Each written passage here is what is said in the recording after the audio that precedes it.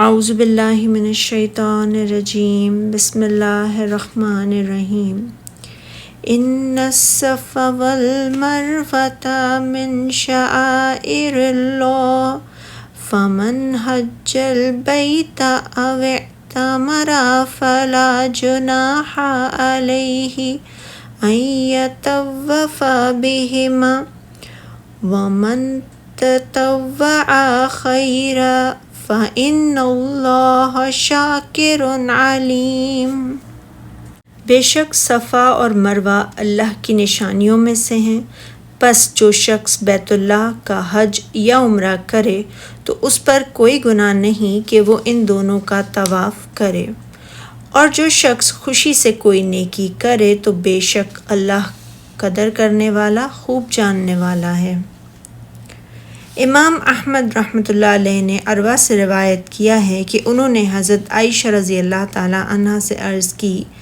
بے شک کوہ صفا و مروہ اللہ کی نشانیوں میں سے ہیں، تو جو شخص خانہ کعبہ کا حج یا عمرہ کرے اس پر کوئی گناہ نہیں کہ دونوں کا طواف کرے۔ اس سے تو معلوم ہوتا ہے کہ صفا و مروہ کے طواف نہ کرنے میں بھی کوئی حرج نہیں۔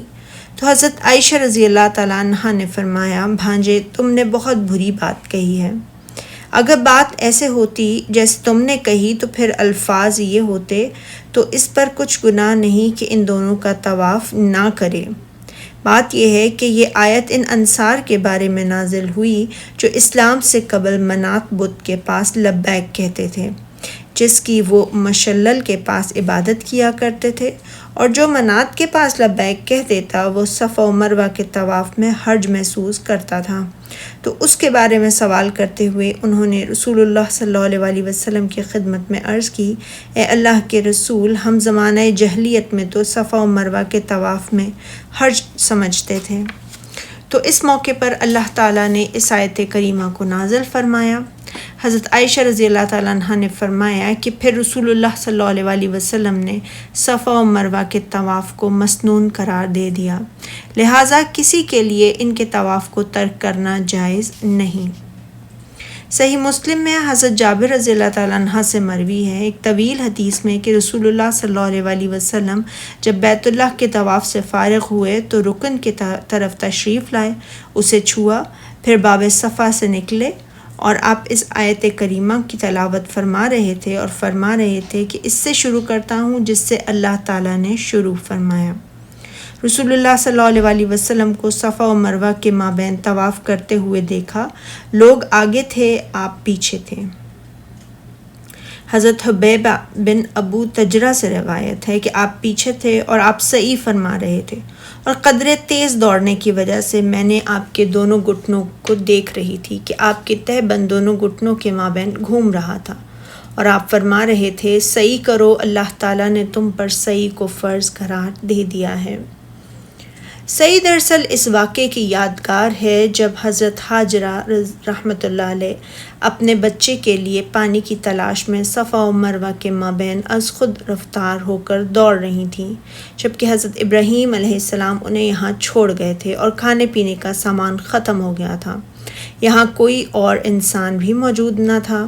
جب انہیں بچے کی جان کے بارے میں خوف محسوس ہوا تو انہوں نے اللہ تعالیٰ سے فریاد کی اور صفا و مروہ کے مابین اس مقدس و مبارک وادی میں عجب بے بسی، بے کسی، بے قراری اور غم و اضطراب کے ساتھ اللہ تعالیٰ سے مدد طلب کی، اور اللہ تعالیٰ نے ان کی پریشانی کو دور فرما دیا، بے قراری کو سکون بخش دیا، غم کو فرحت سے بدل دیا، اور ان کے لیے زمزم کو پیدا فرما دیا جس کا پانی کھانے کا کام بھی آتا تھا اور بیماری میں شفا کے بھی۔ صفا و مروہ کے مابین سعی کرنے والے کو چاہیے کہ وہ بھی اللہ ہی کے سامنے اپنے فقر و ذلت اور حاجت کا اظہار کرے تاکہ اللہ تعالیٰ اس کے دل کو ہدایت دے، اس کے حال کی اصلاح کرے اور اس کے گناہ معاف کرے۔ سعی کرنے والے کو اللہ تعالیٰ ہی کی بارگاہ اقدس میں التجا کرنی چاہیے تاکہ اللہ تعالیٰ اسے نقائص و عیوب سے پاک فرما دے، صراط مستقیم پر چلنے کی ہدایت عطا فرمائے تا دم واپسی اسی پر ثابت قدم رکھے،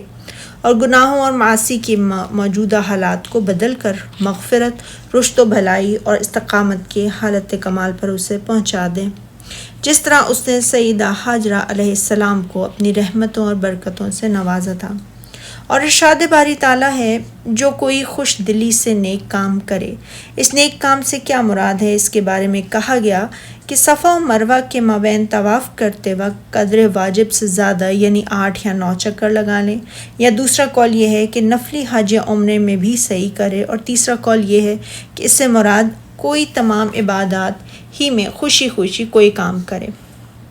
اور ارشاد باری تعالیٰ ہے کہ بے شک اللہ قدر شناس اور خوب جاننے والا ہے کہ وہ تھوڑے عمل کا بھی بے پایاں ثواب عطا فرماتا ہے، اور جزا و ثواب کے مقدر کو بھی خوب جانتا ہے۔ یہ نہیں ہو سکتا کہ کسی کو کم ثواب عطا فرمائے، بلکہ اس کی تو شان یہ ہے۔ سورہ نساء میں فرمایا اللہ کسی کی ذرا بھی حق تلفی نہیں کرتا، اور اگر نیکی کی ہو تو اس کو 2 چند کر دے گا اور اپنے ہاں سے اجر عظیم بخشے گا۔ صدق اللہ العظیم۔